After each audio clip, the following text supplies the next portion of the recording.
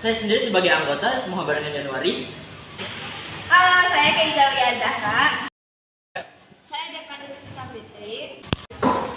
Perkenalkan, nama aku Salwa Reska Reski. Halo, perkenalkan nama saya Novina Uliana.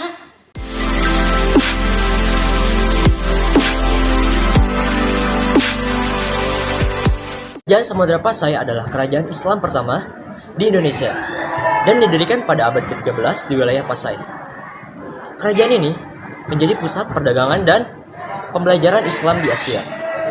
Pada masa itu,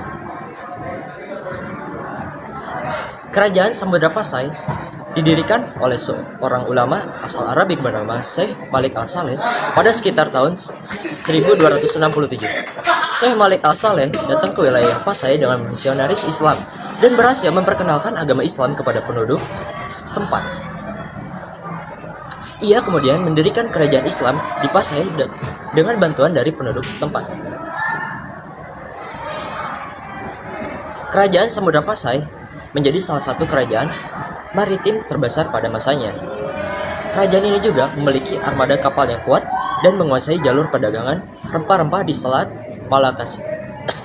Samudra Pasai juga terkenal sebagai pusat pembelajaran Islam yang terkenal di Asia Tenggara. Pada masa itu dengan banyak mahasiswa yang datang dari berbagai wilayah untuk belajar. Dan Samudra Pasai juga terkenal sebagai pusat penyebaran Islam di Indonesia. Di bawah kepemimpinan kerajaan ini, agama Islam berkembang pesat di wilayah Aceh dan sekitarnya. Bahkan kerajaan ini juga berperan penting dalam penyebaran Islam ke wilayah-wilayah lain di Asia Tenggara, seperti ke Malaka dan Filipina. Kerajaan Samudra Pasai adalah sebuah kerajaan yang terletak di wilayah pantai timur Pulau Sumatera, Indonesia. Secara lebih spesifik, wilayah ini terletak di pesisir Provinsi Aceh dengan ibu kota kerajaan berada di kota Pasai. Kerajaan Samudra Pasai terletak di antara 4 derajat 34 menit sampai 5 derajat 3 menit lintang utara dan 95 derajat 12 menit sampai 96 derajat 1 menit bujur timur. Wilayah ini berbatasan dengan Selat Malaka di sebelah barat, Sungai Meru di sebelah utara, Gunung Krueng Geukuh di sebelah selatan, dan wilayah kerajaan Lamuri di sebelah timur. Secara geografis, wilayah kerajaan Samudra Pasai terletak di tepi laut Andaman yang menjadi jalur perdagangan penting pada masa itu. Wilayah ini juga dikenal memiliki banyak pelabuhan yang ramai, sehingga menjadi salah satu pusat perdagangan dan kebudayaan di Asia Tenggara pada abad ke-13 hingga ke-16. Aku bakal ngejelasin tentang masa kejayaan Samudra Pasai. Kerajaan Samudra Pasai adalah sebuah kerajaan Islam yang berdiri di wilayah pesisir Sumatera Utara Indonesia pada abad ke-13 hingga ke-15. Masa kejayaan Kerajaan Samudra Pasai terjadi pada abad ke-14, di mana kerajaan ini menjadi salah satu pusat perdagangan dan kebudayaan di Asia Tenggara. Salah satu faktor yang membuat Kerajaan Samudra Pasai menjadi pusat perdagangan yang penting adalah letak geografis dan yang strategis, berada di antara jalur perdagangan Asia dan Eropa. Selain itu, kekayaan alam yang melimpah seperti hasil tambang emas, perak, dan besi juga menjadi faktor penting dalam perkembangan ekonomi kerajaan ini. Kerajaan Samudra Pasai juga memiliki hubungan dagang yang erat dengan negara-negara lain di Asia Tenggara seperti Majapahit, Champa, dan Tiongkok.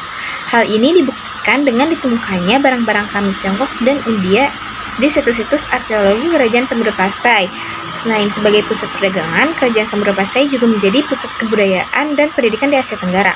Pada masa kejayaannya, salah satu tokoh terkenal dari kerajaan ini adalah Nuruddin Ar-Raniri, seorang ulama dan sejarawan Islam yang menulis buku sejarah tentang Kerajaan Samudra Pasai yang sangat berharga hingga saat ini.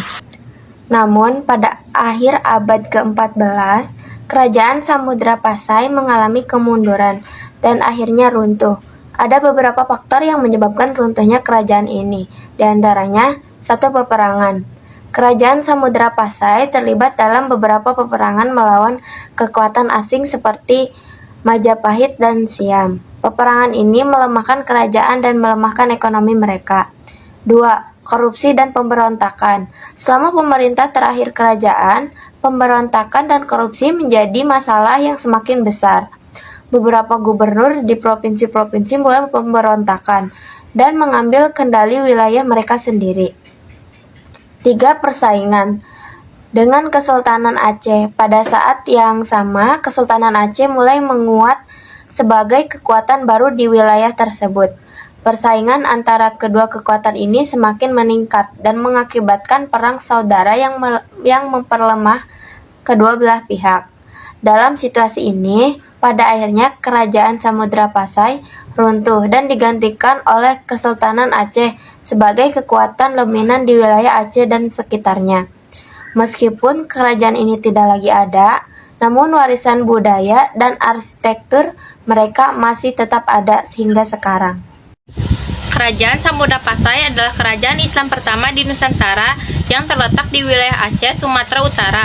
Kerajaan ini didirikan pada abad ke-13 oleh Sultan Malik As-Soleh dan menjadi pusat perdagangan dan pelabuhan penting di kawasan Asia Tenggara. Kerajaan Samudra Pasai memiliki kekuatan yang cukup besar pada masa itu, dengan armada laut yang kuat dan sistem perdagangan yang maju.